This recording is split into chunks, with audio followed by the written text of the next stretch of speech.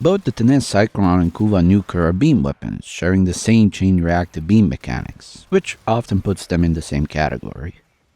However, there's a critical difference that significantly impacts how you approach building them, and that difference is base damage type. Kuva Nukor's base damage is radiation, while Tenet Cycron only has heat. You might wonder why this matters so much, especially when we have so many progenitor elements at our disposal. Well, it matters a lot because the Tenet Cycron base heat allows us to trigger Cascadia Flare without needing an extra mod or progenitor element. This gives a massive damage boost and a lot of flexibility when it comes to building, which generally results in a more optimal build. Which opens up an intriguing option, because nothing needs to be added to get a maximum output out of one of the best secondary arcanes, so how about we go with Impact Progenitor? With Impact, we're dealing with only one status effect besides Impact, so the status chance is more balanced for a Hemorrhage build. The base heat also burns through armor, which doesn't directly affect the bleeds, but still ensures plenty of status damage. For the Kuva Nukor, we need to use an Impact Progenitor and a Heat mod, which disrupts the status chance balance unfavorably. Additionally, using a Heat mod takes up a valuable mod slot that could otherwise be used to enhance bleeds. Sure, you could bypass Heat and Cascadia Flare in favor of secondary Merciless, but that means leaving a lot of potential damage on the table. So here's the plan. Impact Progenitor, Cascadia Flare, critical mods, galvanized shot, and multi-shot. Without extra status damage and focus on impact. Galvanized shot works with 3 different status effects here, which is more than enough.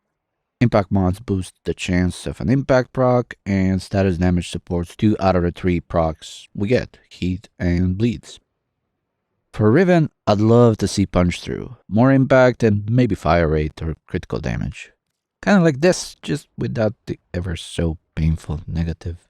Hello, darkness, my old friend. Punch through lets you chain your beams through enemies, creating massive damage spikes. You can swap out one of the impact mods and put some punch through or fire rate instead. Think that will make it even better. And that's kinda how Hemorrhage build works on Cycron, and I feel like it's a better fit to use it on the Cycron. Kuva Nukor is still a beast with Magnetic Progenitor and a build focusing on viral and heat to debuff shields, health, and armor, escalating damage that way. It's pretty cool to have 2 seemingly similar weapons end up having such distinct builds. Tenet Cycron's main hurdle, like any status-focused weapon, is time to kill. Status effects take time to build up, but heat and bleed status effects scale pretty well with enemy levels, so the time to kill doesn't go up dramatically with higher level enemies. While I personally don't use beam weapons too often, preferring the kick and the oomph of ballistic weapons, Tenet Cycron is a handy sidearm to keep in your arsenal. The recharge reload mechanic is a nice touch. While secondary weapons usually don't struggle with ammo economy, it's reassuring to know you'll always have a full clip, magazine, battery, and with Cascadia Flare you'll be able to max out the damage in no time. So it's a reliable weapon. I wouldn't place it in the S tier of sidearms, especially with power creep from broken weapons like Latham and various other Incarnate weapons, but it's definitely more than good enough if you're into it. And with affordable ribbons, you can build a top tier setup with punch through and extra fire rate. That's it for today's Cycron. Thank you all for watching, and I'll see you in the next one.